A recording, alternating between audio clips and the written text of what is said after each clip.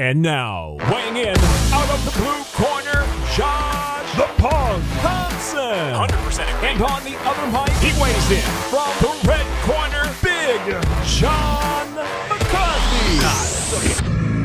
Well, welcome back. It is the Weighing In podcast with the real Punk, my man Josh Thompson, sitting there ready to talk about all the great things that he got to do in setting up his new studio. What's up, baby?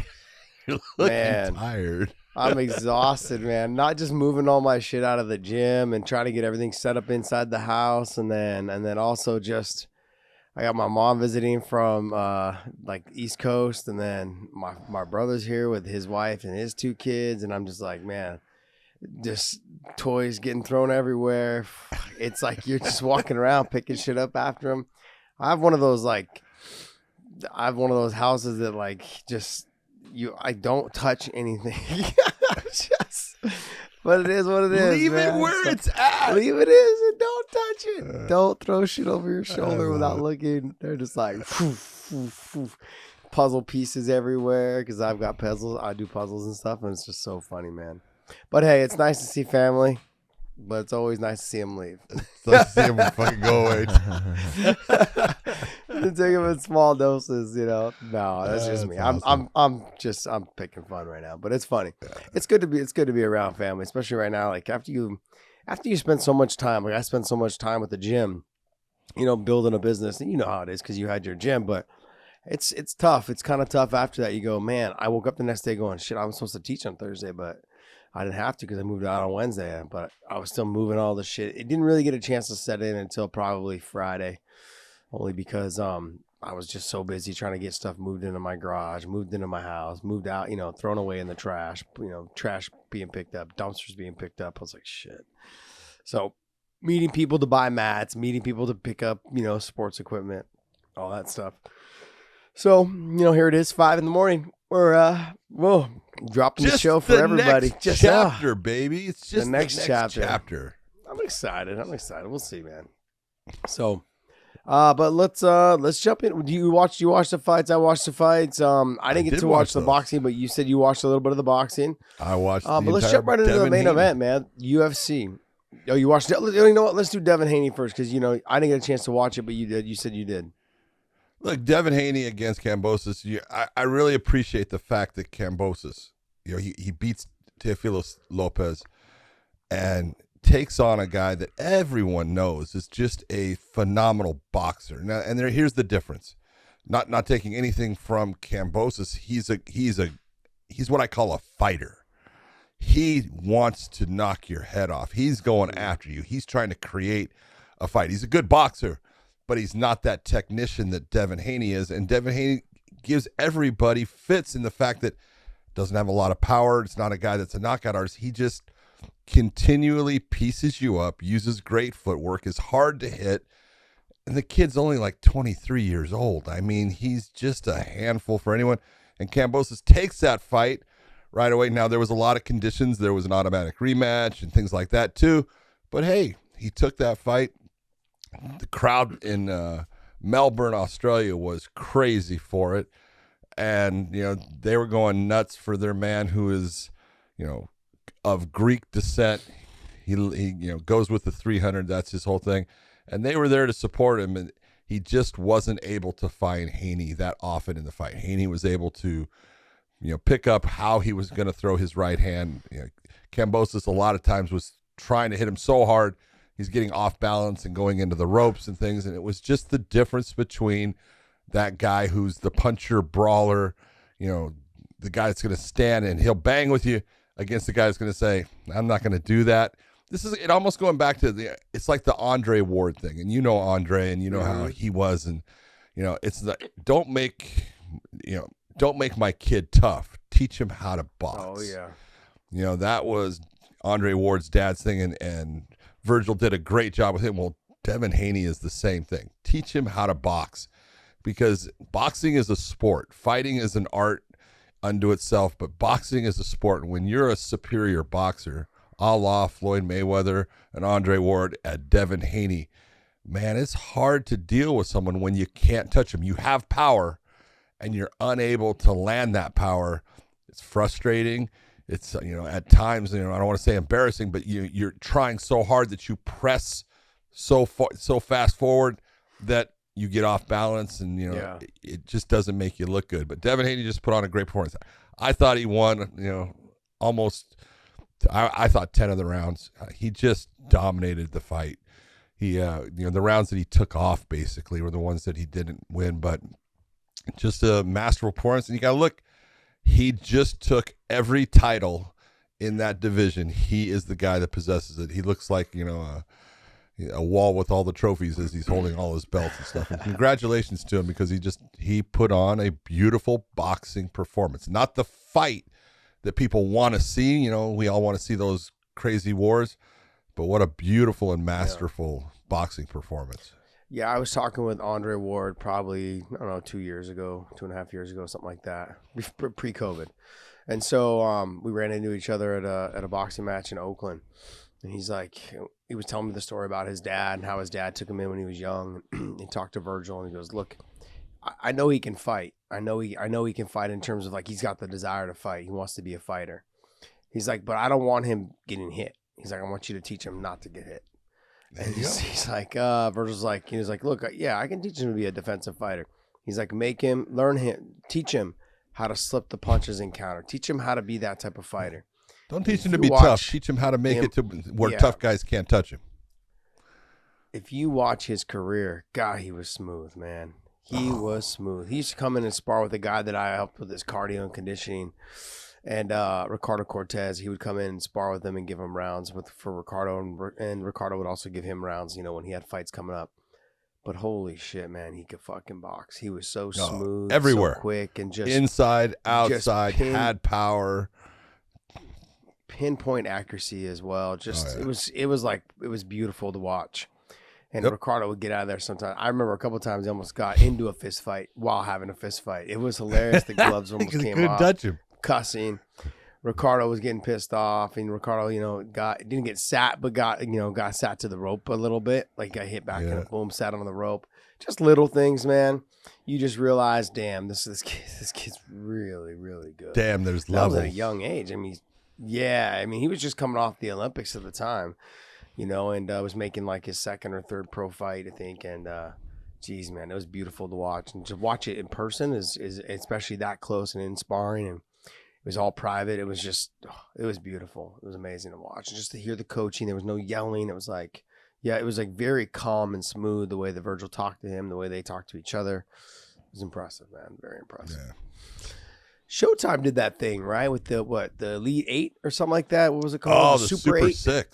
Super 6. Yeah, that shit, super man. Middleweight. It was shaping up to be so damn good, and then they all started fucking around at the end where they do, I don't want to fight that guy. It was there was contract problems. I was like, damn, you guys are fucking this thing up. I think it was Ibrahim versus Froch, I think, at the end for the title or something like that. No. I don't know. Andre Ward won that.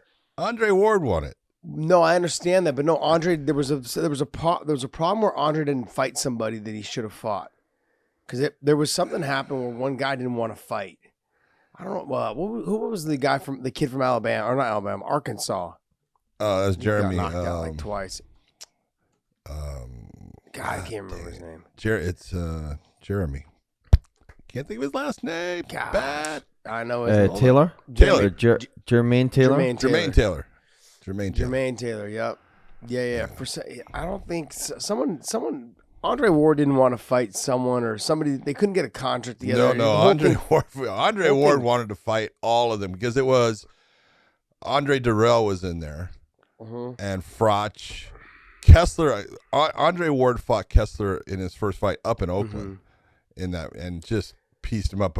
But Kessler was complaining about headbutts, because he got kind of cut up, but he was the one creating them. And you looked and you go, well, you can't. You're the one, making that happen. But there was wasn't it? I want to say Alan Green got in there somehow, and I don't remember how he did. He took someone's place, I thought. But I think Durrell. I think it was Durrell. I think it was Durrell and Ward didn't want to fight because they were on the Olympic team together. Or they trained together or something like that. Yeah, maybe. I think they were friends somehow. They just decided, they figured something. They didn't want to fight each other. I don't think they were. I can't remember the backstory. I'm over here just speculating, to be honest. But I remember reading something about the Durrell and Ward. They were. Go ahead. Oh, sorry. I was going to say, it was saying here that it was reported that It was reported that Andre Durrell withdrew due to an undisclosed injury. Okay. This resulted in a decision to have Ward fight Saki Obika in a non-tournament bout. Got it. So that's what the issue was. Like something happened where like he was on the shelf for a while. When he came back, it became like a little bit of a problem. Like it took too long to figure the Durrell situation out with the injury or whatever it was. But that thing drug out because of someone got injured or they just couldn't get a contract together to fight each other or whatever it was. I remember there was something with it, but anyways, that was shaping up to what, man. That was some great fights. There was the guy from Denmark. Oh man, what was his name? Kessler. Yeah, Kessler. So Kessler and Froch. I was there. I think it was the Oakland. It was at the Kessler and Ward fought in Oakland. Kessler, in Oakland. I was there at that fight with Coker and Rockhold. And then after that, I watched also Froch and was it Abraham? And that fight, I believe, there were some good fights. Those guys were letting it fly. Froch was fun to watch. He was fun to watch. Like no defense, hands down. But fuck, he had some power. And Froch is good. Yeah, he's good. Froch was really good. Damn, those guys. The guy that was unusual was Abraham. I want to say Arthur Abraham. Yeah. In that. From Germany. From Germany. Yeah, and he would just put his hands up like this and just walk forward and just let you throw shots. And he would just throw big bomb. That's how because in fact, that was the fight that I remember was Durrell was doing great work against Arthur. And then he got caught near the end. I think he got beat right at the end of it. But he was doing really good. And Abraham taking a ton of shots, and finally, boom! He was a stud, tough dude. Yeah, he was tough. Anyways, all right. So enough about the boxing. We rambled on a little bit about the old school Showtime. So was it Super 6? It was. It was. But if you guys haven't watched that, go back a little bit. I'm sure you got. Yeah, I think you guys can find it online somewhere. But man, they had some great fights, especially the Froch fights. Froch had a couple really good fights, man, and so did what was how do you say his name? Mikhail Kessler. I think that's how you say his name. Yeah, Kessler. Anyways, good stuff. So let's start just jumping into the UFC, man. Let's start with the main event. This show is brought to you by MyBookie.ag. Big John and I have been using MyBookie.ag for the longest time now. It's been almost about 2 years, and they've been doing us right, and we're hoping they're doing you right as well. So if you guys are listening to some of our advice and we're helping you guys pick some winners at MyBookie.ag, using our promo code, weighing in, use that little QR code right over there. Okay, and if you're using that QR code, that'll take you to our little page there, and you use our promo code, they'll give you additional spending cash with your first initial deposit. So go to MyBookie.ag, use that promo code, weighing in. I want to thank you guys for continuing to support our show, as well as MyBookie.ag. John, Volkov versus Jairzinho. Before we get started, early stoppage? Yes and no. How's that? Yeah. I felt the same way. And it's because with what Herb saw, I understand why he stopped it. You see Jairzinho turning, and whenever you have a professional fighter who all of a sudden looks like they're a kid in a schoolyard fight where they're turning away, that's their way of defense. It's not defense. Mm-hmm. And so he got hurt. You could see him get hurt. He ends up going against the cage. He ends up then turning in that direction, and Volkov is going after him. And just as Herb comes in, it wasn't, this clean, separation. But when he comes in, he kind of stumbles, and then he tries to regroup. And as that happens, you see Jairzinho kind of going out and kind of turning towards him. That's because he had that chance. He had a break in someone not attacking him, not hitting him. It doesn't look great, but it wasn't a bad stoppage. Yeah, I didn't look at it as a bad stoppage either. I thought, and not that anyone gives a shit what I think about stoppages and stuff, but I thought it was one of those. It was like, hey, had he tried to stand up while he was covering up, but he wasn't. He was kind of just in the fetal position, one leg, I think one knee up or whatever against the fence, and then just huddle up there like ready to take some shots and maybe waiting for an opening to get up. but it just looked bad because he was kind of up a little bit, and then he got dropped a little bit to one knee, and then he went to both knees or whatever, kind of huddled up against the fence. It just looked bad. So with Herb, the stoppage, I mean, especially with big heavyweights, it only takes the one shot to sneak through, and then they're face down, ass up. So I thought overall, like, I think you couldn't really have made it better. Like, it was a tiny bit early, but sometimes just things like don't some of look the great. But it wasn't a bad spot. Yeah, but sometimes when you talk to the refs, though, when I talk to some of the refs, after the shows, and they'll say, why do we always got to see them go face down, ass up? You know what I mean? Why do we got to see them get knocked out all the way before I'm like, well, because they're fighters. That's what they're here to do. Yeah, but the thing is, though, I probably just saved his career for another 2 or 3 fights. Like if it starts to go bad for him, you don't know. And if you let him go face down, ass up, you let him get knocked the fuck out, then you're helping them make another run, maybe at a title. But you're helping them the longevity of their career. He's like, that's kind of what we're looking at as well. There's a lot of things that we look at. He's like, and for when I saw last night with Biggie Boy, he didn't look like he was on his way up. He looked like he was more on his way down. And I thought maybe it was a good call. I thought about it for a second when I saw it go live. I'm like, kind of an early stoppage. But then I took all things in consideration. I went back and watched again. I was like, after they showed the replays over and over, I'm like, yeah, pretty much good stoppage. I thought it was good. Yeah. So here's something to think about, and no one out there as fans understand it. They don't know about it. Let's be honest. The athletic commissions, look, they have things in their legislation. They have things that cover the sport that says, the referee shall intervene in the fight when, I mean, there's things that talk about when one fighter shows a dominance over another fighter, when one fighter shows that they cannot compete competitively with another fighter, you're supposed to stop the fight. There's all kinds of things that are in there. The athletic commissions are worried about liability, and so they want you to stop. They're gonna, Nevada, one of their statements that they say all the time, I want you to stop at one punch too soon before you stop at one punch too late. Interesting. So that's a Herb good did saying. exactly what they want, and so it wasn't bad. But it looks bad in that fact that when he intervenes, that allows Rozenstruik to get up, because it only takes a second and a half, 2 seconds of not being hit. Now you can move, and you look like, oh, I'm okay. Yeah, it looks that way, but it wasn't bad. Yeah, I got it. All right, next fight. Dan, were you surprised? Let me ask you this before you go back. Were you surprised by the way Drago looked? Volkov looked, in a position. Do you think you saw any changes? Because he's changed. He's got, he had Tiki in his corner as far as he's training in a different place, different coaches. Kenny Johnson's now helping his wrestling.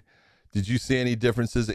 Obviously, there was no takedowns or anything like that, but were you looking at the same guy? I didn't see enough.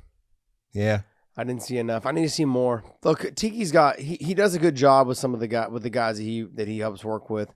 He puts in a lot of good work with those guys. He's a hard worker, man. Tiki is, in terms of getting his guys ready and mentally. But he's also one of those. He's also a manager that understands. Look, the fight game is the fight game. He's been in the fight game. He understands you can't control your fighters while they're in there. They do what they can, and you did the best you could to get them ready. But ultimately, it's on the fighter. And so there's times where he's walked out. He's like, well, he didn't listen. We had a game plan. The game plan was to do this, this, and this. Didn't do it. He's like, so it came up short. In this situation, I think that I didn't see enough. That was one thing. But he seemed like he had a little bit more swagger to him. Maybe a little more confidence. Maybe the confidence of like, yeah, I've got new tools. I've got new weapons. I know what I'm doing now. Or like, I have a little more guidance or whatever it was. But he came in with a little bit more swagger. I was listening to some of his interview stuff too. And that he was talking like he had a little bit more like, I'm changed. I'm better. I'm this. I'm that. A little more confidence. And yeah, this seemed like there was a little more confidence in him. I mean, he's dangerous. He was in Bellator for a while, right? He was there for quite a bit. And then he came over and he's good. He's good. I don't know if he'll ever be champion. You got a lot of good athletic guys that are there right now with the UFC.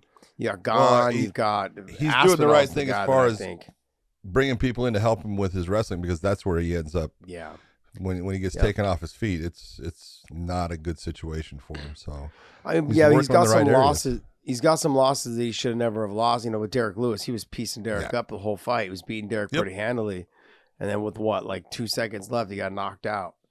You know, he got dropped, and then Derek just came on top of him and just beat the fucking shit out of him. It was nasty. That guy's got some pulled power. The black beast out, man. Yeah, he did. Yeah, crazy. Jeez. All right, let's go. How you say Ivanov versus Ige?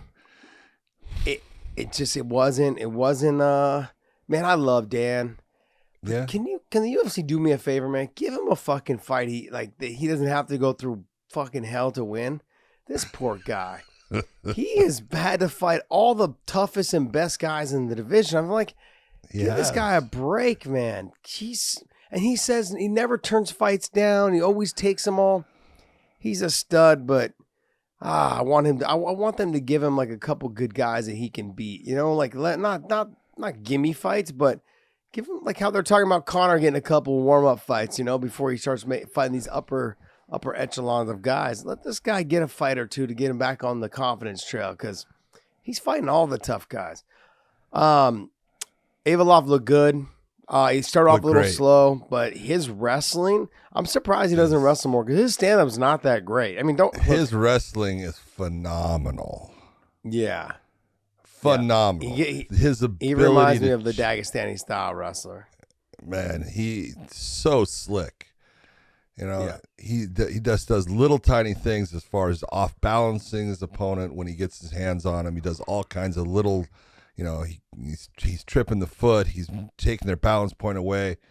He's just slick, and he's good. His stand up is, I don't want to say it's like, you know, Eastern European kind of little stiff, but he's got that little bit of a cant to his body, and so it makes him kind of look stiff. But he's effective. Yeah. He's effective. He lands good shots, and he's defensively, he's damn good. Yeah. Right before that, I was saying that his stand up is not that good. Don't get me wrong, his stand up is good. Okay, but there was moments in there where Dan was able to land some good shots. Just Dan didn't have enough output. He was having a hard time. He's also, I think, concerned about the takedown. I think the strength of Ivanov is it just looks like he's a very, very strong person.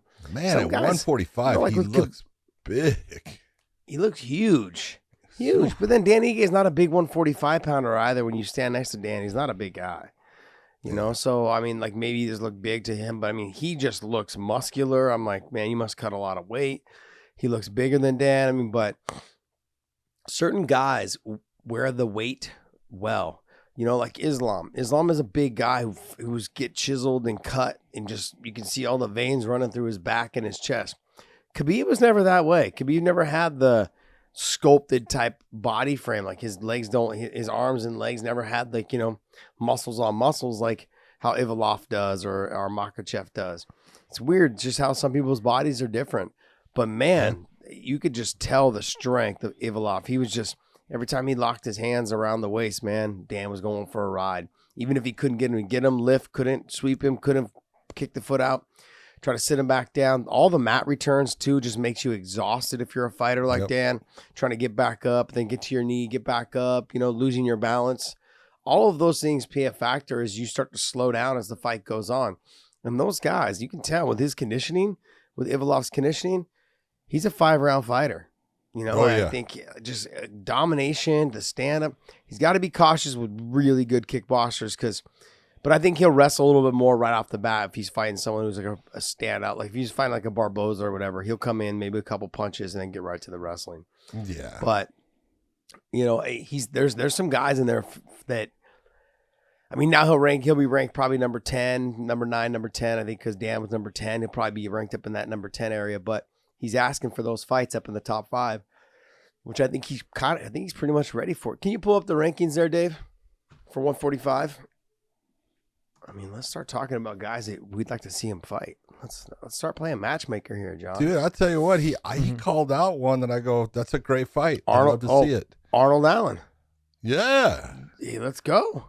I was like, he's been ducking me. I've asked him before. It's like, first off, I don't blame him for kind of saying I'll push you to the side, but it would be a great fight.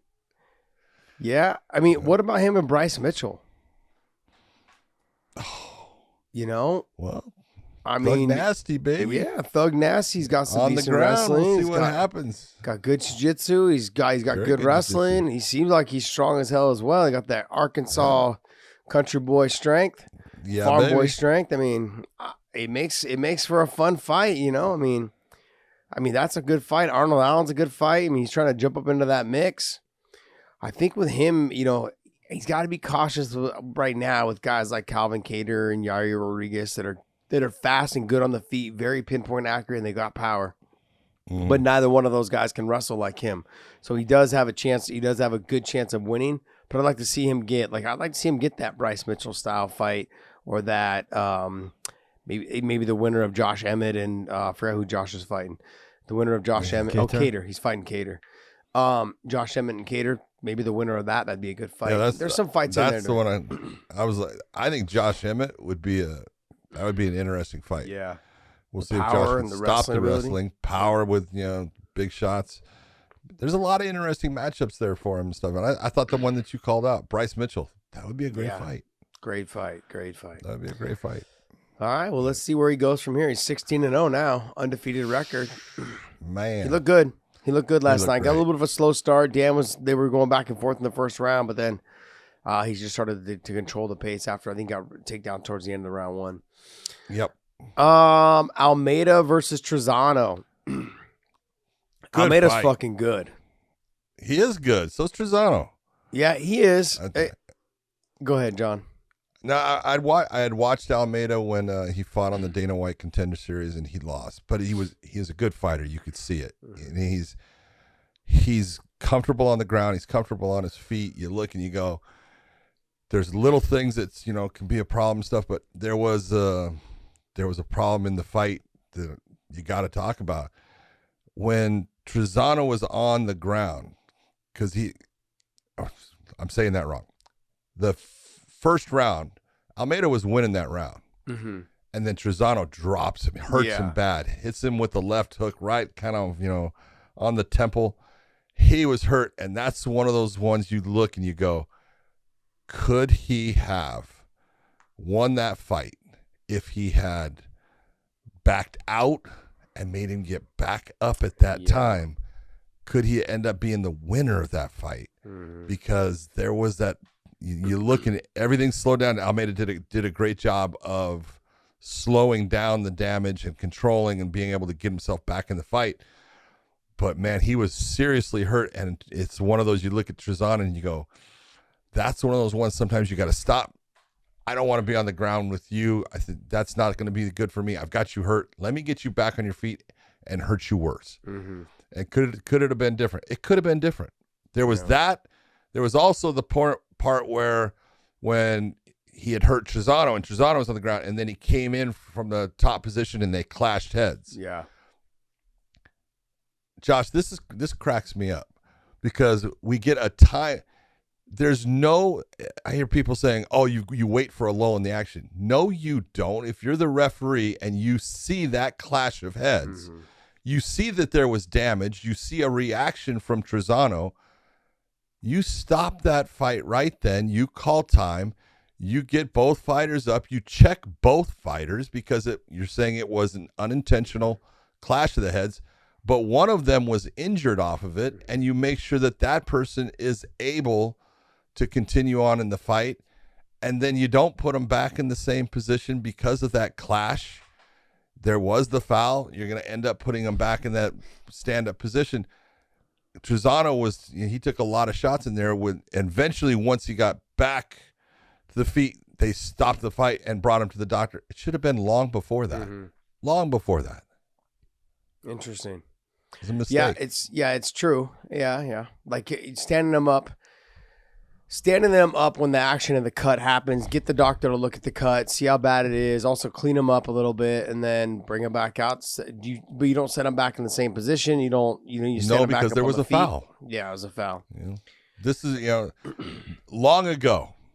It was Genki Sudo versus Dwayne Ludwig that was able to change the rule that we had, because back from that fight backwards, It was that if you, as the referee, stopped the fight for whatever reason, any reason, brought a fighter to the doctor, anything like that, you could not put them back in the same position. You must start them from their corners. That fight, Duane Ludwig was losing the fight. Genki Sudo was definitely winning. I was the referee. I stopped it based upon Duane's nose being crushed and he was gurgling blood. I thought, maybe the doctor's going to stop, the fight and get him out of here, bring him over to him. And the doctor says, no, I'm going to let him go. Just watch him. Well, now I can't put him back in the same position. So I have to start him. And then Duane hurts Genki and he ends up winning the fight. Yeah. And you look and you go, that wasn't fair. Yeah. And it wasn't right. So we got the rule changed. So you can't have this. So now you can put him back in the same position. But when you have a foul, all that damage that was done on Duane by Genki, that's all legal shots. But when you have a foul, you don't get to hold that position. You created that motion of them coming together. I'm not saying you did it intentionally. I'm not saying you meant to have that clash of heads, but you created that. We're going to bring you up, get you both set up, and then we'll start you from the standing position. That's the way the rule is. Yeah. Yeah, I mean, there was a lot of stuff. What was it? What fight was it? The Alex De Silva fight. That fight too, with the point taken out of Slicky? there. Yeah, Slicky and him, where he took the ref took the point without moving him out of position. Said, "Hey, 1 point to the judges," which is another one. We'll get to that one in a little bit. But let's finish up on the talk. Almeida looked good. He looked faster than Trezano on the feet. Looked like he's like one of those guys, leaves himself open as he comes in. He'll take a shot to deliver a couple of shots. Yeah. When we talk about people being dogs, he's one of those. He's a dog. He'll come in. Tough. He comes in. He's tough. He's a dog. He'll take a shot to give a shot. He loves to put the pressure, and he throws some big shots. He threw everything behind. He kind of leaves himself out of position as he lunges in. Yep. But those are the guys that kind of bring a lot of action to the sport, man. These are the guys that we love watching. They make it exciting to go out there and get the wins. Live and die behind the sword, man. Like, hey, it's gonna work for you in some, and someone's gonna catch you. Yep, this is true. The Silva versus Botelho fight, I think I thought it was a good fight. It was. I thought Botelho was fighting really well. She was, but once Silva started understanding the speed and the reach, she's like, "I got you." And then you just saw it. You just saw like, oh man, she just started throwing a little bit more heat behind certain stuff, harder kicks. Yeah. And then boom, just jumped right on the. It was she looked good. She looked very confident walking into. She looked composed out there. Even the announcers were commenting on, she looks like she's not rushing into things this fight. She's fighting a little bit more composed. And I said, yeah, she's just getting the timing down, man. She's just working on it. And you could see in her face that she's like, I'm waiting. I'll get this. I'll figure it out. And then she did probably about 3 minutes. And she's like, okay, I got this. Finished every fight she's been in, man. That's crazy. That's pretty impressive. Yeah. She's going places. Oh, sorry, guys. It's gonna be tough. Sorry. Ode Osborne. Mm-hmm. I tell you what, if you're gonna fight Adeshev, it's usually on the feet is where you don't want to be, since he did fight in Glory. He's a very good kickboxer, but Ode just lit him up on that shot, and he hit him clean, put him out. That's a big win. I like that kid, man. You talk about you're tall, long, and lanky for that weight division. Oh my God, at 125 pounds, he's got some length to him. But he's fun to watch. I enjoy watching Ode.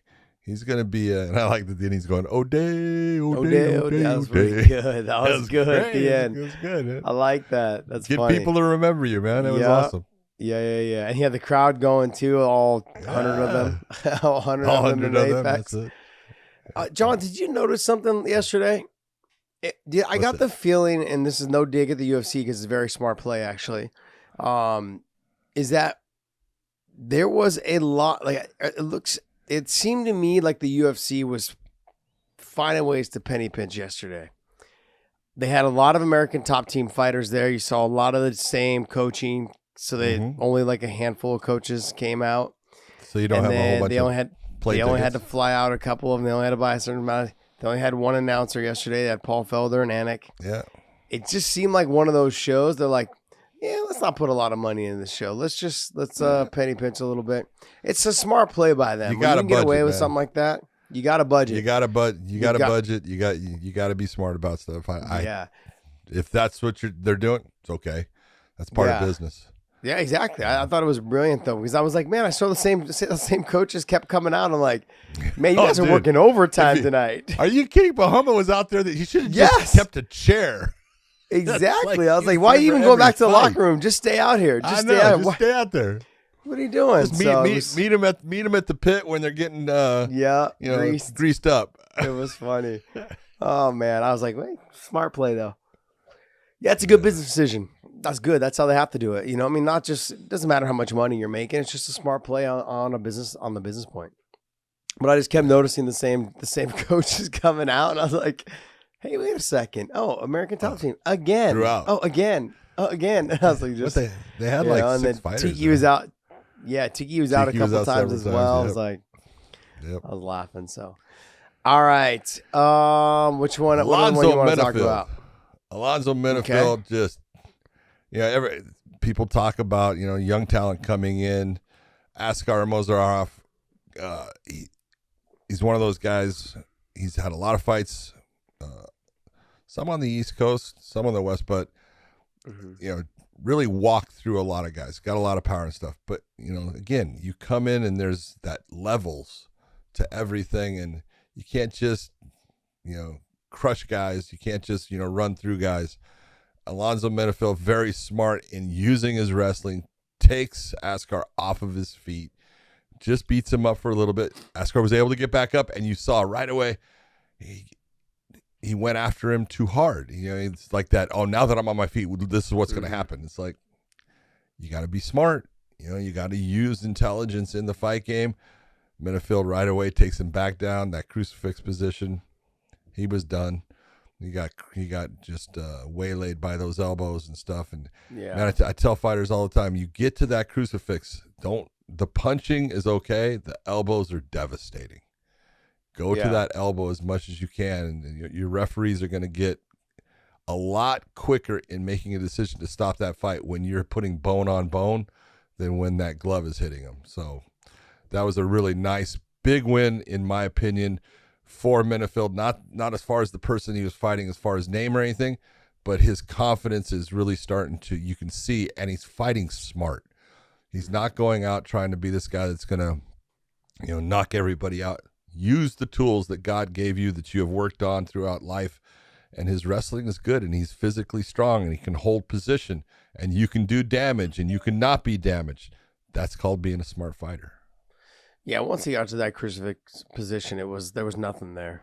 There was no attempt. Now, I read on somewhere where people were writing comments, basically saying that he had a padded record. And if you there are questions about his record in that you can go to certain sites and it'll have one record, and then you'll go to another site, it has a different record, and that's. I don't know why. I can see it from guys old school. Yeah. Thank you. Okay. There's, Jeremy Horn had, if you go on SureDog, I'm going to say they probably have him having close to 100 fights. But in actuality, I know he's probably had 150. Yeah. So it's a matter of, 92 and 22. Yeah. Okay. 130. Close to that. Yeah. My math isn't great, but 124. 124. 114. 114. Simple math. I love it. 114. Well, also 5 draws and 1 no contest, so that brings you like 120. But I can tell you, he's probably had over 150 fights, and so there are guys, old school that I can tell you, that guy had so many fights that they don't have on his record. Yeah. When you get into modern nowadays fighters, there's too many with the athletic commissions and everything. You don't get that mistake because there's too many databases that this is going to. So I can understand that. I think that's what Menifil was talking about at the end. He was mad at because I couldn't even find his damn record and stuff. Yeah. It's nothing to worry about. Yeah. All right, and then you have who else here? You got to go look at Felice Herrig and Carolina. Kovacevic has had a just unbelievably tough run. She looked great, Josh. She looked as good as I've ever seen her look. Yeah. She looked, man, her hands were good. She was throwing great shots. Her ground has improved so much. She looked great on the ground. And Felice, I love Felice. She is just a tough, gritty fighter. She kind of changed camps there, But you could, afterwards, when you're looking at the way the fight went and knowing that she retired, you could see at times, it was almost she was fighting hard. She fought really hard in the first round. She stood her ground. She took some big shots. She gave some big shots, but it just wasn't going her way. And it got to that point where you could see that it was just like this frustration fight. Things just weren't falling in place for her where they were for Carolina. And, I enjoyed the fight as far as I thought it was a good fight. It was a really good fight. I thought Carolina looked fantastic, as good as she's ever looked, and she looks like she's back. And I felt really bad that Felice, after all these years, this is, now knowing she's going to retire and stuff, I'd like to see her go out on a win. It didn't happen, but, she's been a great person for the sport of MMA. She's been great for the UFC. She always sold her fights. She always came in shape. She always did the right things. So, congratulations on a very good career. She never got to that, champion level that she wanted, but it can't happen for everyone. But she was a great ambassador of the sport, great person for the sport. Sorry, she's a wild child, man. She's a wild child. Oh, yeah. She's a little bulldog. Yeah, she's been around for a bit and stuff, and you can tell that I think the sport has just kind of outgrew her a little bit. Like she just hasn't been able to keep the grind and keep up with the competitiveness. She's tough, but toughness only gets you so far. The evolution of it all. Like I don't think she can suck any more weight. That kind of position. You know what I mean? God. Like she's tiny as it is. She's physically, put together, strong. You can't ask for someone to be in better shape. She's amazing as far as that, and it's just, there's that point where speed makes a difference. The ability to get in and get out without getting hit, it starts to change as you get a little bit older and stuff. But like I said, she got nothing to feel bad about. She's had a great career. The reach and the range is, I think, her hardest part, to get inside, slip, and she kind of, she kind of reminds me a little bit of the Misha Tate. She has a hard time getting all the way in. The speed, a little bit of the boxing. It's not the stand-up's not really their best forte. You know what I mean? But they're both dogs, man. They both can get in there and just bite down on the mouthpiece and get after it. I don't know. I think it was good. My question is though, she's been around for a long time. Mm-hmm. Do you pull her aside and let her do an interview? You just I think when fighters lay their gloves down, they did. Shit, if it's the guy on the, did they interview her? Yes. I didn't see it. Did I miss it? You missed it, dude. I must have missed it.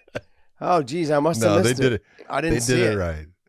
Paul Felder interviewed her, gave her a hug. Got at the end it. And stuff. Oh, I only saw the other one. I didn't see that one. Maybe I got up or something. I guess there you go. Maybe put my foot in my mouth again. Yeah, this is what happens when you watch fights when you have people over.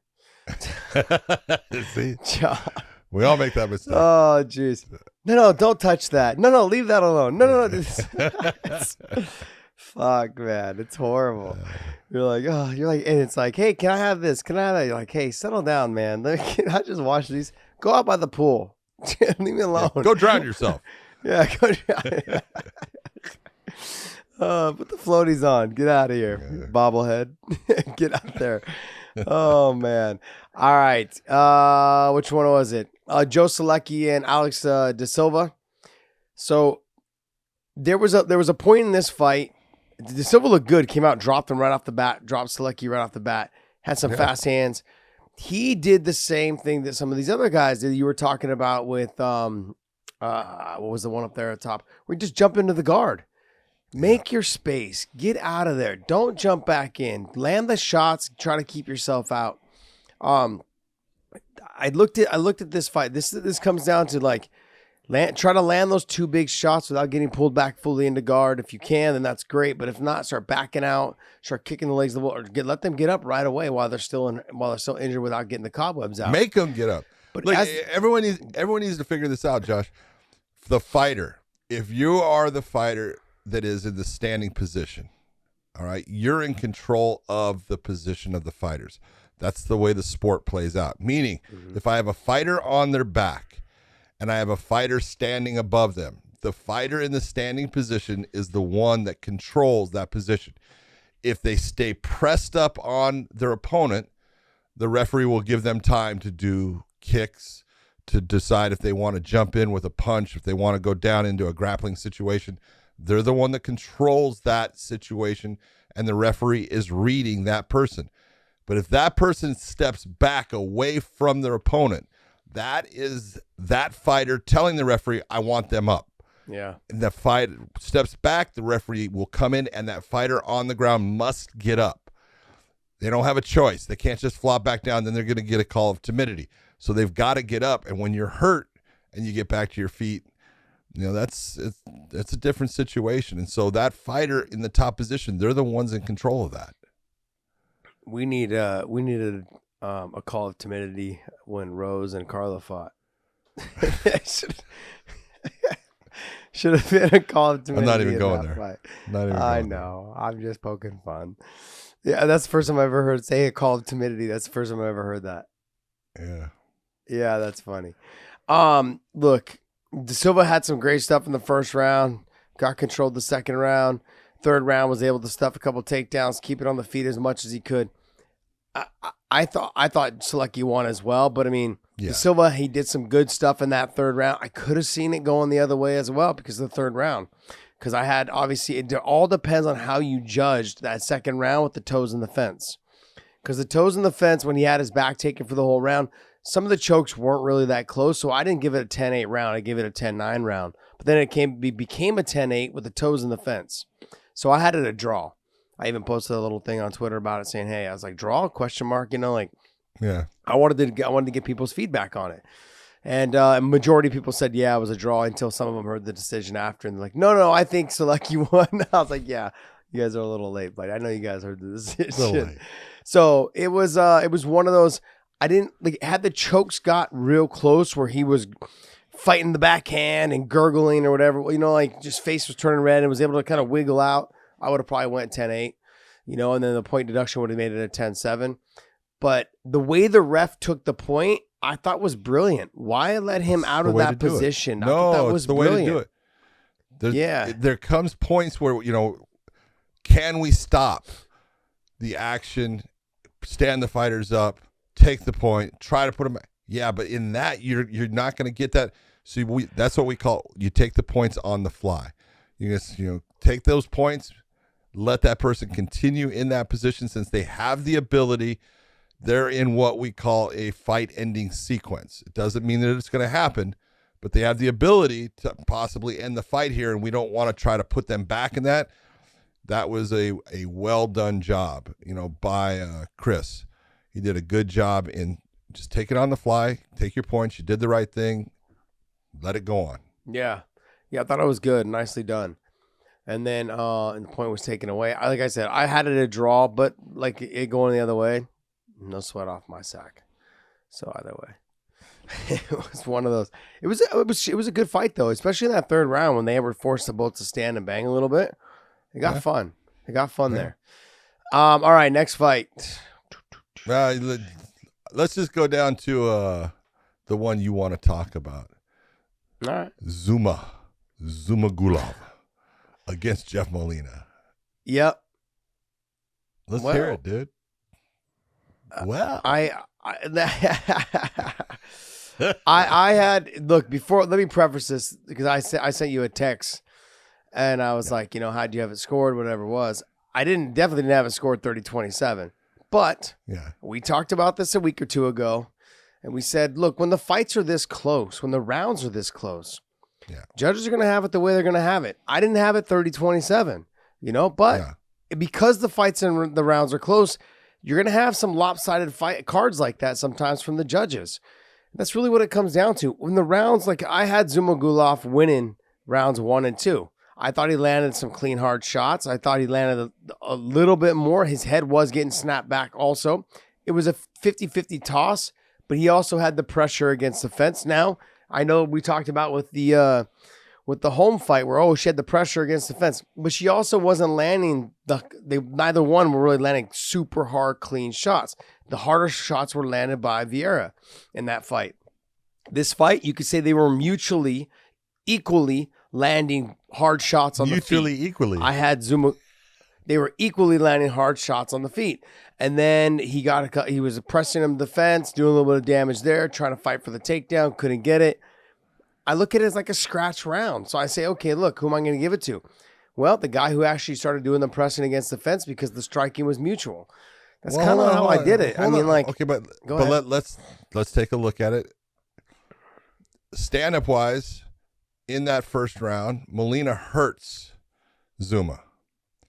Hurts him. You can see it. Gets stunned. No. Now, Zuma lands a good shot against Molina also in that round, but the better shot was probably Molina's. Then he gets put against the cage, and he's there for a long time. And the one thing that Zuma does is he does knee the leg. He knees the thigh, the back of the hamstring a lot. And he's starting to, take the round based upon just that control. But you can take a look and say that Molina, he's not landing what we would call a devastating shot, but irritating those hard hands that he's throwing and hitting him to the face repeatedly. Gets to a point where Zuma's not winning this. It's almost an even exchange. And then Molina is able to get away from him, and he lands some good shots near the end of that first round. So I can see the judges going with Molina in that first round. It's close. And so it's a matter of what do you want to give credit to? Do you give credit more to the guy that's actually being effective with where he's at comparatively, because I got a guy that's trying to wrestle but not getting him down. He's not being successful. He is landing strikes. So is the other guy landing strikes. So I think that's why the judges looked at Molina as the guy who wins that round. I think they all went with Molina in the first round. Really? Interesting. I had Zuma Gulov or whatever win in the first round. But like I said, guys, I have no skin in the game. It doesn't matter to me who wins. I had him winning because I thought he landed. Maybe he didn't land like the one that hurt him the most, but he landed, I think, a couple more, like maybe one or two more shots as well, very clean to Molina. Now, Dave, they didn't rock him back. They didn't. Go ahead. Dave, yep. Go to MMA decisions, and you could pull up the scorecards. Decisions, that's the way that I looked. We'll have it. That's the way that I looked at that round. I had Zumagulov winning the second round also. But regardless, it just came down to, I didn't have it 30-27, but anytime the rounds are close, it really depends on what angle the judges saw it, or it depends on how the judges were viewing it, in terms of at that time. Push on the names of that, and they'll come up with the scorecards. Oh, what happened? Dave, you which failed one? me. This one right here? No, one above it. One above it. Yeah. There you go. Dave not paying attention. Come on, Dave. There you go. Okay, so two of them went, Mike Bell, who went with the way you looked at the fight, since it was a split, he went with Zumagulov in the first round. The two other judges, Sal D'Amato and Anthony Manis, went with Molina in that first round, and they all went with Molina in the third, which they should have. Yeah. Okay, so then You went with Molina in the third. Yeah, and then I went with Zumagulov in the second. So yeah, I agree. Yeah, with it you. seems like. Yeah, I mean, so it really just came down to how they did the first round. Yeah, I mean, look, like I said, when the rounds are that close, you can't complain. It really just depends on, like you're talking about maybe one shot, like that one landed clean, or maybe he landed two harder, cleaner shots. Because like I looked at Zumagulov in the first round, I said he landed three hard hard clean shots in the first round, whereas Molina landed like maybe one decent one and then one that rocked him a little bit. Yeah. And then the rest of the control was for Zumagulov against the fence and the knees to the thighs and trying to stay busy, trying to get takedowns. That's work being put in, not just trying to defend, but also trying to be offensive with it. So I gave it to Zumagulov in the first, but it is what it is. 30-27.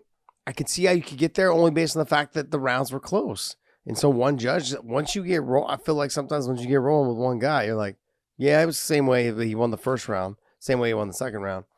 And again, I'll tell you, the judge that gave it to him 30-27 comes from a kickboxing background. He was a fighter. He was a very good kickboxer.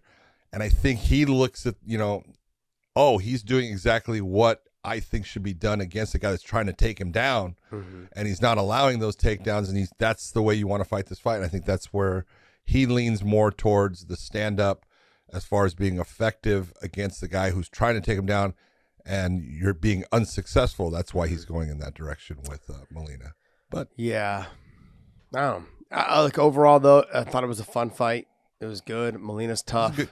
Well contested. Yeah. That's very well put there, John. Well contested. Thank you very well much. put. Very well contested. Put. All right, let's see. We're back to the card. Dun, dun, dun. I missed the JJ Aldridge fight. Let me see. There was another fight on here I wanted to talk about. Dun, dun, dun. Go with it. Damon Jackson. He's good. He is good. He's good. His ground game is really good. He is a tough dude on the ground and on the feet. He's a gamer, man. He got a little tired, I think, in the third. But this is this is why I want to talk about this fight. Is Argueta. Yeah. He needs to have a corner, and I believe he's with Alpha. I know he's with Cub Swanson and those guys. You guys should have been yelling at him, man. Keep your distance. Your only way to win that third round was to keep it on the feet, and he was having success. That's why you were texting shooting. Me. Why is he crushing the space? Mike, what are you doing? You're down 2 rounds to none, and you could say you lost 1 round 10-8. I mean, if we're going by like how the other fight was a 10-8 round by having the guy's back, I mean, your back was taking the whole damn round for both rounds. I was like, shit, what are you doing? And he was getting Jackson to move backwards, kind of almost like turn away and kind of he was getting tripped up on the fence. It just didn't look good for Jackson. I'm like, keep hitting him, touch him. He got hit with some clean shots too. Argueta did, but he should have just kept throwing. I was like, what are you doing? I was like, I'm yelling at the fucking TV, going, you got it. I was like, man, this is crazy. He was a huge underdog. Yeah. And so if you had some money on that, you're just pulling your damn hair out going, geez, man, you could win this fight. Oh, there it is right there. Now we know why you were yelling. It was mybookie.ag. You put I put some money down. Put a couple ducats down on him, man. He was like a -6. He was like a +600. Wow. Yeah, he was a +600. I mean, like, yeah, it would have been worth it, but I didn't do it. But yeah, it would have been worth it. But I mean, if I'd have put $100 down, I would have been pulling my damn hair out, going, what the hell are you doing? And your coaches have got to be telling you need a knockout. You need a finish. You're not the better grappler, and you're the smaller fighter, by the way. So, and you got a big guy going backwards, tripping up on the fence, and you're landing some shots. Keep at it. Keep going. And he looked tired, Jackson did. He started looking tired. He started looking like his legs were a little wobbly. I'm like, I was yelling at the TV. I'm like texting you. I was pulling my hair out. I'm like, this poor young kid, man, just get it together. Shit. But it was frustrating to watch, and you got to go back to the drawing board. But young kid's, he's tough. He's tough. Yeah. He never looked like he panicked when he had his back taken. He wasn't panicking at all. He was fighting through stuff. He's composed when he's in there. That's very important, especially when you start fighting better guys. But this was a tough fight for him. I mean, but he just didn't fight smart in the third round, because I think he could have got Jackson out of there. He could have landed something clean, or at least made it close to a 10-8 round had he kept it on the feet. I don't know. It was a good fight. It was good in that third round. First 2 rounds, Jackson was so dominant. Yeah. Anyways, all right, I'm done pulling my hair out over this stuff. Okay, Hey, so if you guys, hopefully you guys enjoyed that UFC talk, and we broke down the card the best we could, and try to talk to you guys a little bit more about the in-depth conversations of judging, reffing, and and here's the other thing. I was listening to Paul, I was listening to Anik, and a lot of the focus, I think, John, from them, I think they were trying to get away from talking about the judging, but they kept kind of pulling themselves back into it. And about the reffing also. Just a little. But I mean, I don't think it's as a commentator, I don't think it's our place to really do that. I don't think it's our place to talk about. We should be talking about the action. DC said this a while back. We shouldn't be talking about the refs, and we shouldn't be talking about the judges. Now, when the ref pulled the point without standing them up, that's something you just got to commend. I think the refs and the judges are getting too much flack these days over things that are it's ridiculous. I mean, I saw a bunch of people online talking shit about the judging because the one judge had it 30-27 for Zumagulov. And I'm sitting here going, I can see how it ended up that way, is because when the rounds were that close, so people just think, oh, it's ridiculous and this, and I'm like, no, not really.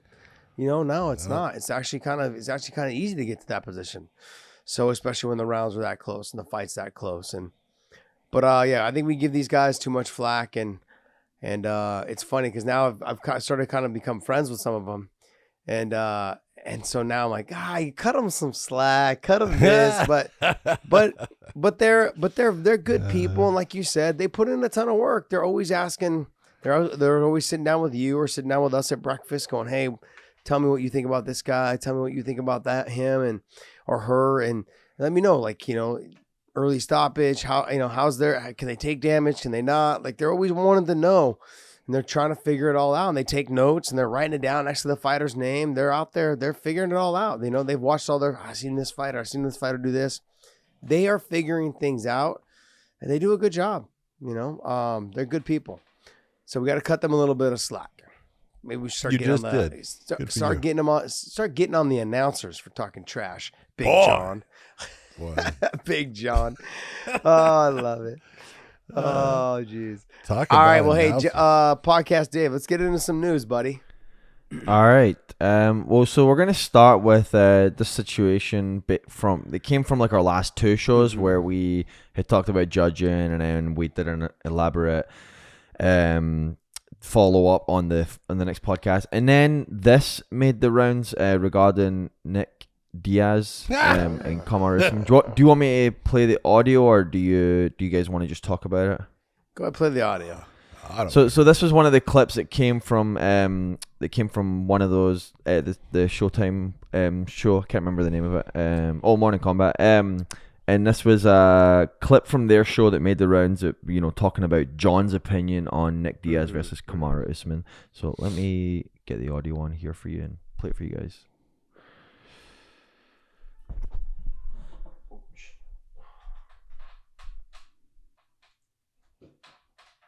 1 second here. Well, it's been more than 1 second. As Kamaru fight, Kamaru would stand with him until he starts getting lit up. Then he's going to go and use his wrestling, which he should. I'm not saying he shouldn't. I don't think that Kamaru would be standing up against Nick that long. I got to tell you, I don't agree with that take at all. Mm-hmm. Do you? No, it's a pretty bad take in my opinion. I don't want Nick Diaz really anywhere near an octagon, which I know a lot of people disagree with, let alone a title fight. And do I believe that this version of him would force Kamaru Usman to shoot? No. I don't. At all. Talking about a Diaz-Kamaru fight. Kamaru... All right, so let's take a look at this and go, did a writer, I love MMA media, take something completely out of context and put it into a story that then now they're making comments on? Nice job, Luke. Nice job, Brian. No, look, let's be honest here. Nick Diaz on the feet, he can be dangerous. On the ground, he can be dangerous. Everyone's basing it off the Nick Diaz that we just saw. Yeah. But I also want to be honest, was that a Nick Diaz that looked motivated to you? he didn't look motivated to me. You're literally the week of the fight. He's calling the UFC saying, yeah, we're fighting at 85. I'm not going to fight unless we fight at 85. They change it. Months before that, I saw pictures of a Nick Diaz that had done a triathlon. He looked ripped and shredded and was ready to fight. It's when he's motivated. And that goes for all the older fighters. Older fighters need somebody to push them. He's already beat Robbie Lawler. The fight was taken. It sounded like he just wanted to get the fight, wanted to get it back, get his feet back wet. Didn't go his way. Look, and I'm not saying he should fight Kamaru Usman. No. What I posted on a tweet, was I'd like to see him fight for a title. I said, let's. He got robbed out of how many years for marijuana that is now legal, by the way, and illegal usage. So now he's been robbed of all those years of his prime years of him not being able to fight. I'm not saying we throw him in there with Kamaru. What I'm saying though is, hey, there's a BMF belt out there. Let's have him fight Masvidal. I think a motivated Nick Diaz can be dangerous. Someone that's been out there doing triathlons, someone who's been out there training all the time. If we get that Nick Diaz, he's going to be a little bit of a problem for a lot of fighters. I don't give a shit how old you are. I mean, how good you are. I don't care if you're in the top 5, top 10. There's guys in there that he'll give a problem to. If he cuts back down to 70, here's the other thing. We're talking about Kamaru. He didn't even make 70 the last time he fought. If he's motivated and gets down to 70, I'm not saying you throw him in with Kamaru, but him and Leon Edwards, to me, that makes for a fun fight. And I know that Leon's got the speed. I know he's got the stand-up. I know he's got good wrestling now and good jiu-jitsu now. But we saw that Nate was able to rock him a little bit. We saw that, but that would make for a fun fight. Hey, you beat my brother. Now let me fight you. The same thing with the Masvidal situation. Hey, there's a BMF title there. There's a belt available there. Bring the belt. I'll fight you because you fought my brother. That belt should have been in my family. There's a little bit of a storyline there. Masvidal's coming off of a loss. He's coming off of a loss. I mean, let's have some fun with this. If you know he's towards the end, let him be towards the end. Those guys all would love to go up. You got to remember this. A lot of these guys would love to fight Nick Diaz because he's a Diaz. That's why. Just so whoever these guys are, let them fight. If they're getting paid a lot of money. Nick's getting paid a lot of money. Let's not beat around the bush here. So he needs to fight the guys. Everyone's like, and Brian goes, yeah, I don't want to see him anywhere near the cage. Yeah, you're going based off of that last Nick. Okay, let me ask you a question, Josh. You're going off this last Nick. Did he have a bad fight? No, it wasn't that. He looked slow. At times he was causing Robbie problems. Robbie looked great. Yeah, Robbie looked as good as we'd seen him in a long time. Yeah. He was motivated for that fight against Nick. But there were times, and look, Nick was doing really good work against Robbie at times. And this, the one thing that when I was making this statement, I don't think that Nick should be put in against Kamaru. I don't think that's the fight. And very simply put, I even said back then, Kamaru wins that fight. Yeah. What I should have said is if Kamaru will start standing up with him, and if he starts to get lit up, he's going to go right to his wrestling. The if should have been put in there. I wasn't saying that he was going to get lit up. I was saying, don't take anything from Nick Diaz in the stand-up game. He will cause anyone problems. Now, could it be that Kamaru could stand on his feet with him? Could be. Yeah. Could be that he would do better. I'm not saying that he wouldn't. But if he started to get lit up, he would go right to his wrestling, and that's the way.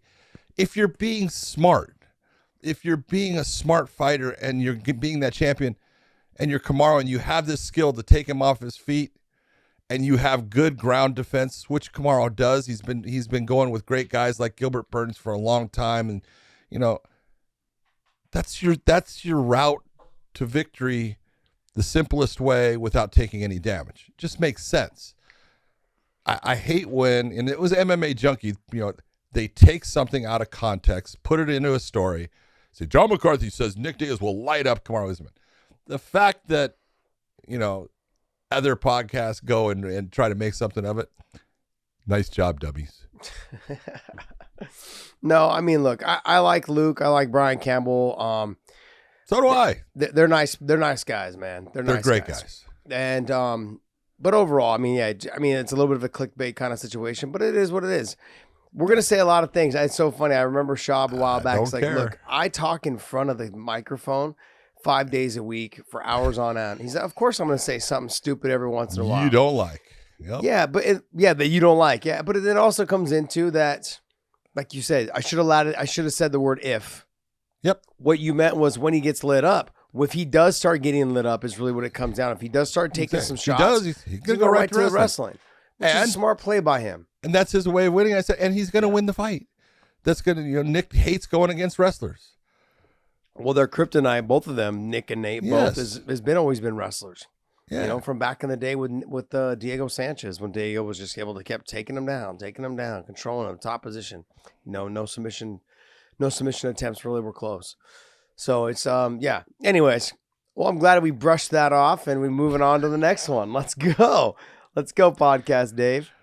All right, awesome. So now that we triggered John, let's get into triggering Josh, and we'll wrap it up after this with Volk's coach coming out and saying that if Volk went up to 55, Oliveira would be the harder challenge because he's more well-rounded with this more well-rounded skill set, and so he thinks that Oliveira would be a harder challenge than Islam Makhachev would.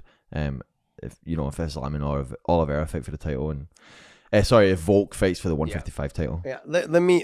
I'm not gonna get triggered. Okay, I'm not gonna get. They are both equally. Just don't say he's gonna get lit up. No. They're both equally talented. They're both the same fighter. To me, the one, though, in grappling will catch you in exchange. The other one will never let you get anywhere. He will just take that position. You want to know why? Because I think he's a lot stronger than Charles Oliveira. Physical strength and crushing dominant positions. Where Charles, he'll give you a little bit because he knows that's where he wants you to go. That's not how Islam works. He pushes himself into those positions and smashes you and takes your neck or does whatever he wants, your arm. He puts himself there and you don't move. You cannot move. Charles Oliveira will let you move a little bit, put the hooks in. Let you move a little bit, get the neck. Let you move a little bit, take the arm. He lets you do those things. There's a difference. One looks probably more dominant because he does everything so fluidly, and Charles Oliveira in the transitions on the ground, Islam just takes it. That's the difference. Now, on the feet, Charles is fucking really good. I don't think people give Islam enough credit because one time, 9 fights ago, he got knocked out, or 10 fights ago, whatever it was, he got knocked out by someone who's not even in the UFC anymore, I don't think. Okay, it happens. You're in the fucking fight game. Okay, but I mean, he's got 200-something Sambo fights as well.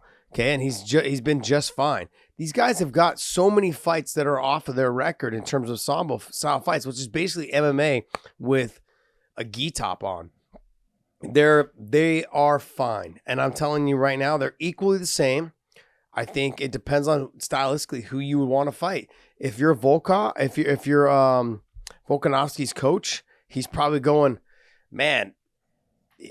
Oliveira's probably a tough fight. He's going to, the speed of latching onto the neck and those type of things. Maybe he thinks that Volkanovski can, get out from underneath Islam. I don't know what he's thinking, but either guy, either one of them is going to give him a really, really tough fight. Now, Volkanovski, sure, he can land some shots, get in, get out. He's going to be hard to catch in the beginning because of the speed, but both guys are going to beat him. I think both guys beat him. Now, can he beat both of them? Absolutely. When you're that talented and you're that confident the way he is with Volkanovski, being a former rugby player, understanding what it takes to be a pro athlete, then coming in and being a world champion at 145 and being a dominant one as well. I mean, now thinking about going to 55, you can't take that away from him. His mentality is set. He's a fucking dog. No one's gonna beat him. They have to take it from him. Like they're not. He's not just gonna lay down for you. He's gonna make them work to the bitter end. And both those guys, whether it's Oliveira or whether it's Islam, they're gonna have to fucking work their asses off to beat that guy. And so, I'm saying that I believe that both the heavier guys would win. And I think they would win convincingly, but it ain't gonna be easy. It's gonna be hard fought rounds up until they can start to slow him down. I favor Islam over him because once he does get him down, he will make sure that he can't move. and he will slowly, systematically pick him apart. Now, Oliveira is going to let him move a little bit to try and jump on the neck, try and jump on the back, which can happen quickly, like with Ortega, how he jumped on the neck real quick and was able to get in the triangle and those type of things. Charles Oliveira, I don't think is losing those positions. I don't think he's going to lose that guillotine. I don't think he's going to lose that triangle. I think he's going to finish that thing. So, and the size will be a little bit, and the strength will be a little bit of a factor in those situations. But when I look at both fighters, they're equally the same. Talented, both really good. I can't wait to watch them fight. There, see, I didn't get triggered. You got triggered. You totally got triggered. Here's the point. If you're taking a look at Oliveira and Makhachev, they both have their points where you go, he's better at this. Let's be honest. Makhachev is a better wrestler than Oliveira. Yeah. He's got better takedowns. He's got more variety in his takedowns. His ability to take you off of your feet is just better than Charles. And that doesn't mean that Charles can't do it. That doesn't mean she's bad at it. It's just that Makhachev's skill set, I think, is a little bit better. I think exactly what you're saying. The submission game, they both have their submissions, and they're both great at going after submissions. They do it in a completely different fashion. Oliveira is a guy that can switch from transition from one technique to the next. He sets you up, but you're falling back and he's lacing his leg, and all of a sudden there's a calf slicer, and he just does things so fluidly. Makhachev is the guy that controls position and forces you by pressure into moving to a direction. Now he takes the Kamaru, which is a strength element. It's a strength submission. Or he forces you into, you bring your arm and now he traps your arm. He's got an arm triangle. He does those type of submissions, and he does them incredibly well, and he does it with pressure. It's the pressure that he forces you into. That's why you're talking about you can't move. You think you can move, but you can't. And until you've felt it, until you've been there, you don't know. But there's just differences in individuals in their ability to create a pressure that all of a sudden everything that you've done in the past to get yourself out of those positions, to get yourself back to a guard, to get yourself back to your feet, they don't work. That guy's different.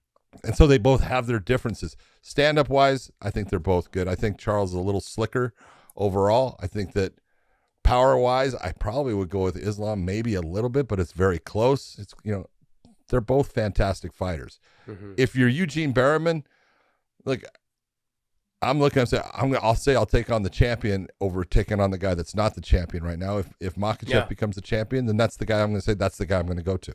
So I see nothing wrong with what he's saying. Whoever's the champion, I would love to see that fight against Volkanovski, because I think Volkanovski could beat either guy. Not that I think he's the favorite, but he could beat either guy because he's a stud. Yeah. The dude is just an awesome fighter, man. And I think his only loss, I think he was a middleweight. I may be wrong. Maybe it was welterweight, but it wasn't at featherweight. He hasn't lost at featherweight. And I'm not too sure how many fights, if any, he's had at lightweight. But, the dude is just, he's a monster right now. And he'd be a handful for anyone, but they could definitely beat him too. But that's what makes it a good fight. Yeah, I agree. Look, it's funny because with the Luke Thomas clickbait stuff that you were talking about with you, someone took what I said like, oh yeah, Volkanovski could beat Islam. Look, anytime you're talking about the best guys in the world, it doesn't. There's really splitting the margin by like 1%, maybe less than that. It's definitely below 5%. Yeah, no, we're talking hundreds of percentage points. Yeah, it's crazy, That's man. The difference. Like I said, when you're dealing with someone like a Volkanovski, right, who comes from a rugby background, play professional rugby, like he understands what it's like to put in all the work, to eat right, to take care of himself. I watch him on his Instagram, man. He's always barbecuing up stuff, always doing. He's a cooker. He's always feeding his body. Man, that guy can cook. I'm like, man, when are you going to open a restaurant? I want to come. Let's go. Let's go. No, he is one of those guys that you can tell that he puts everything into keeping his craft on point, whether it's his diet, his nutrition, his training, his running, his cardio. He is a professional athlete from the time he gets home until the time he gets back into that cage. And so he's transferred it all from rugby to now fighting. And if he puts his mind to something, I can't say it can't be done, because he's proven that he can do it, in every aspect, in 2 different sports. That's really, really difficult. People talk about Bo Knows, Deion Sanders, those guys played 2 sports.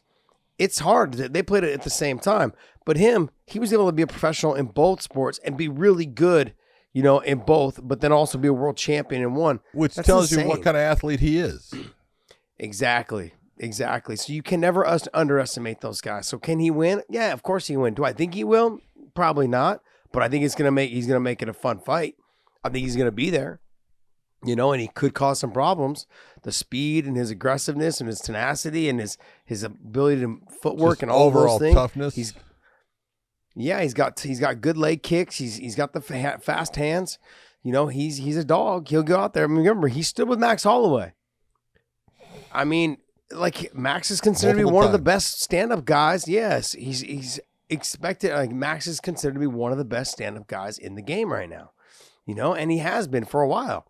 So the fact that he stood with him and had some exchanges, he'd won a lot of those exchanges. He stood with them for majority of the fight. I mean, I can't say that he's not going to stand with Charles Oliveira. I can't say that he's not going to stand, with Islam. I mean, I think both of them are probably be able to take him down. But I think, who's to say that he can't escape from underneath? He's so small. Those guys, man, you got to look. You're looking for him underneath you when you take him down. Where are you, buddy? So, but I think it makes for a fun fight. There goes the new clickbait. Josh Thompson says Volkanovski's too small. They won't find him. I love it.